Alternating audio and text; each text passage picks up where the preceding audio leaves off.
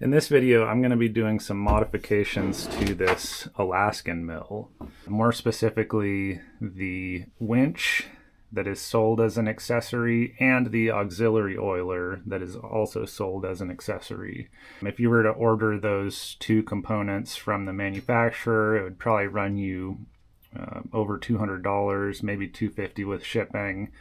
And I think I've found a way that I can do both of those additions, modifications for, maybe 50 bucks. For me, it was just crap that I had laying around my barn, so it's going to be free for me, but I've actually found all of the components on Amazon and put them in the description if you guys are interested in doing this yourselves. So if you're not familiar with what an Alaskan mill is, you're probably not watching this video. But just in case, this is something that basically mounts on a high horsepower chainsaw and is used to mill lumber. These things have some really good use cases, specifically when you're milling timbers that are really long, that wouldn't fit into a normal mill like a wood miser or something that you'd see, any average Joe homeowner YouTuber guy have. Or in situations where you can't actually get the log out to the mill and you have to bring the mill to the log. So in my case, I dropped a big 100-foot tall Doug fir tree a couple months ago. It's probably 32 inches across at the base, and it's a real nice long straight piece of wood. And I am planning on milling a big timber out of that for a barn addition that I'm doing soon. So I'm going to get this Alaskan mill set up to mill a big giant timber for my barn. So let's go ahead and jump into it and take a look at how we're going to do these mods. All right, let's talk about the winch first. This is like your standard typical average winch that you'd find on a boat trailer. You'd see a strap here, a piece of webbing that had a hook on it, go into the eye on the front of your boat to bring it in. These are really cheap on Amazon. And this one I think was made by Big Red. Again, I'll put a link in the description. But this is going to be the basis of our winch system for this thing. From the factory, it comes with a standard bolt that runs through this to act as an axle here for the actual winch drum. And then it's got a smaller bolt that runs the sort of ratcheting locking assembly, and that would pass through this hole right here. In my case, I don't actually need the ratcheting assembly, so I just took those out. Those are unnecessary.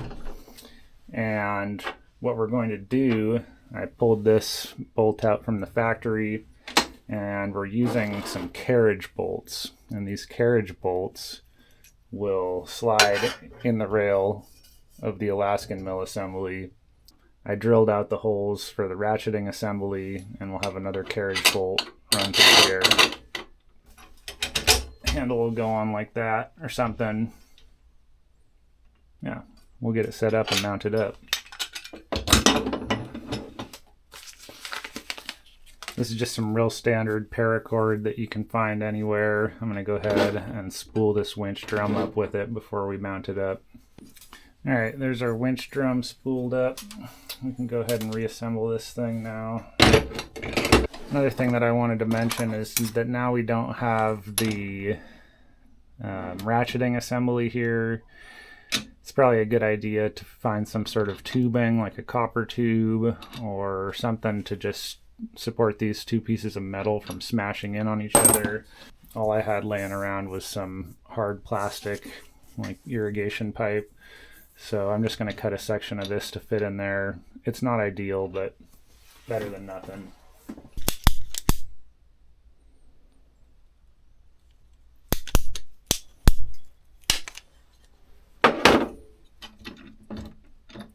In addition to putting the winch over here, we're also going to put a loop, and that's what the other end of the rope will connect to. So if you can imagine me at the end of a log here, that rope's going to go all the way out to the end of the log, through a pulley, and then back and tie into here. That way we're pulling the winch along evenly and uniformly to a common point out at the end of the log.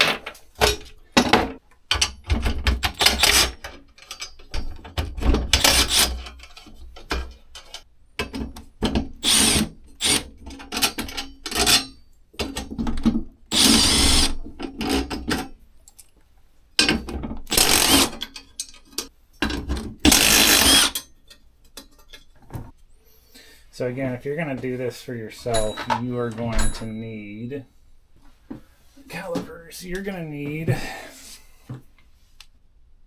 4-inch long carriage bolts to do this. These are 5/16.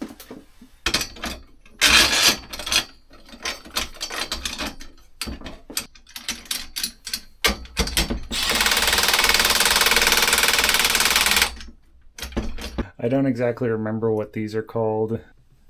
I'll put a little text in the video when I remember it or when I edit it. But this is just another carriage bolt here, 5/16. Small washer. I'm just using a crush washer I had laying around, and the bolt just passes up through the center of the eye of this thing.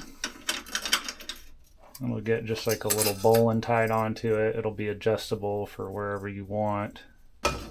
Run out to the end of your log, and then as you're milling, you will be able to pull it in, just so you're not having to push the mill the whole time.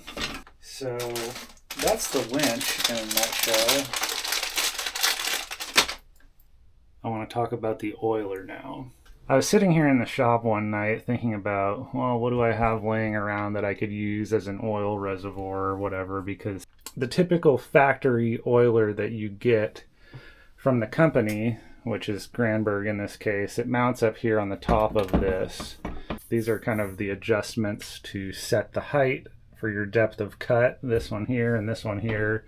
Well, I got to thinking about it, and this tube right here is hollow. It made me think, why can't I just use this thing as the oil reservoir itself?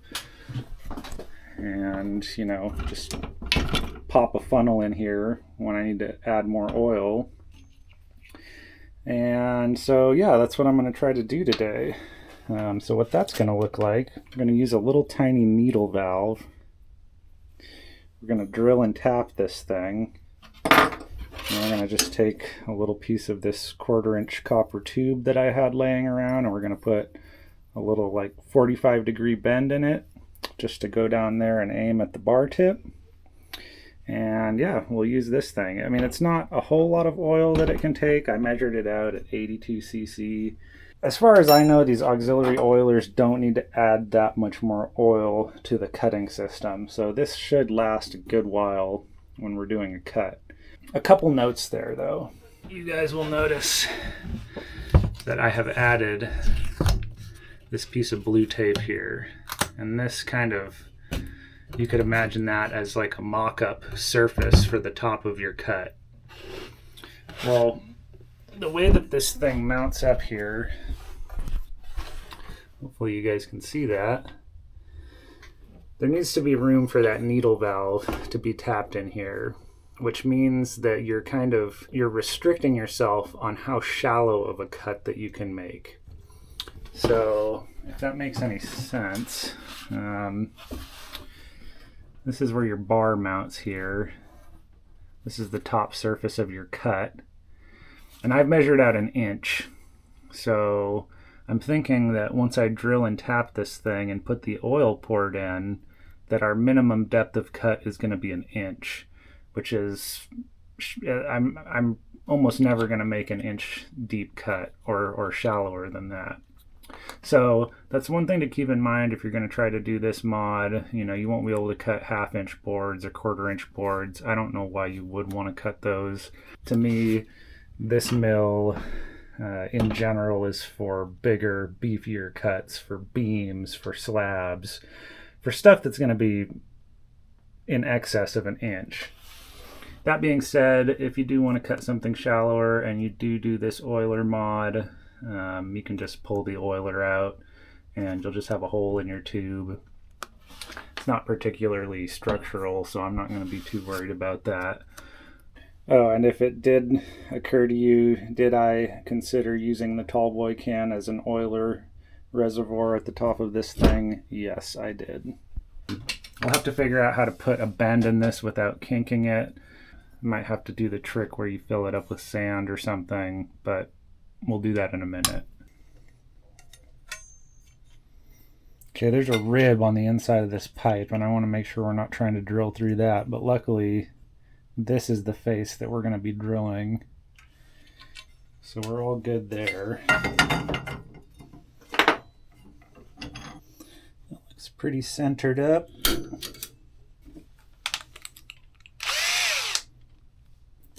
So we'll get this pilot hole drilled and then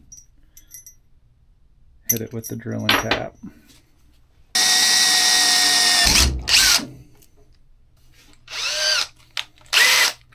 So this is an R bit.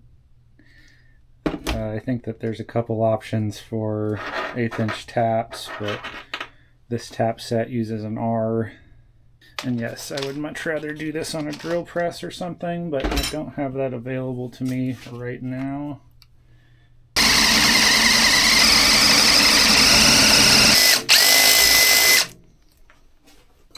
Let's go ahead and hit this quickly with a file.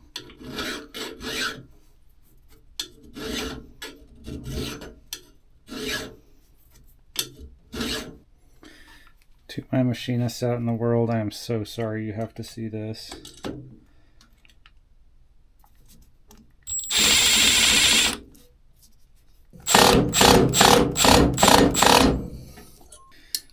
Bet you ain't never seen a tap started with an impact before.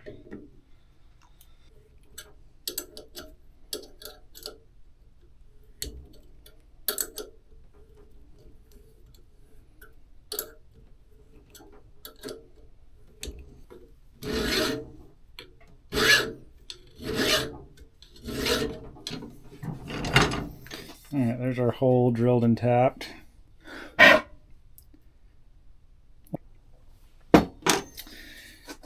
Alright, now that we've got our tube drilled and tapped, we can put our valve in. Just going to use some of this oil and gas tape.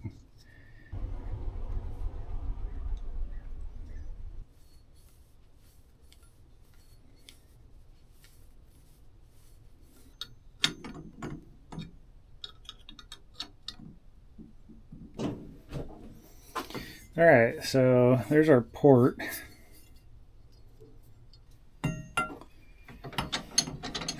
Last thing that we got to do is we've got to bend our copper tube.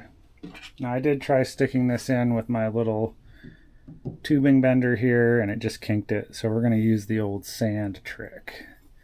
If you don't know what the sand trick is, fill this thing up with sand, makes it so it doesn't kink supposedly. So let's do that. So we'll go ahead and smash one end down.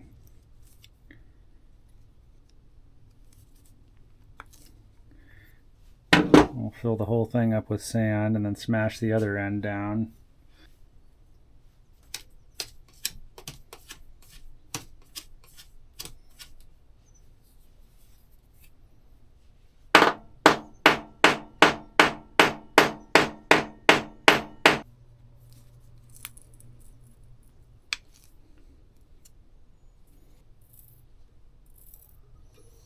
No, it is still kinking a little bit, but that's okay.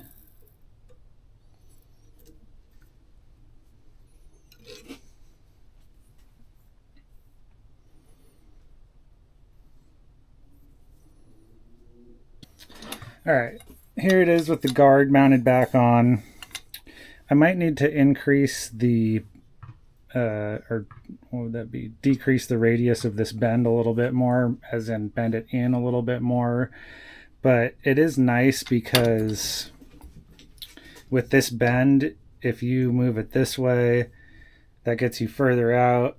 If you bend it this way, that gets you further in. So wherever your bar ends up landing in this semicircle here, you can kind of target where your oil is going to drip. So that's the rough idea right there.